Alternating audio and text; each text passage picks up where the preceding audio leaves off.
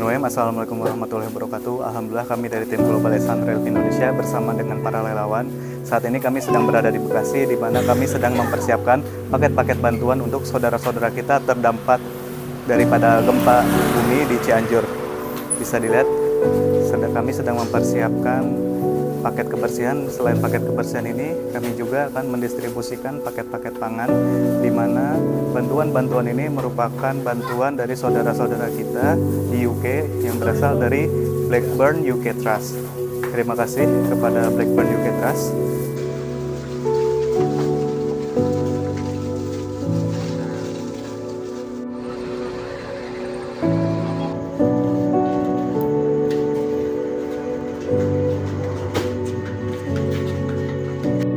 Assalamualaikum warahmatullahi wabarakatuh. Sobat Ehsan, Alhamdulillah setelah tadi sore kami selesai mengepak paket kebersihan.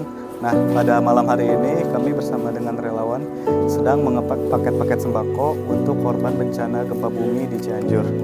Ya, jadi paket-paket yang akan kami kirimkan ini dari mulai beras, lalu ada Indomie, air mineral, telur, lalu nanti juga akan ada minyak goreng, matras, dan juga selimut.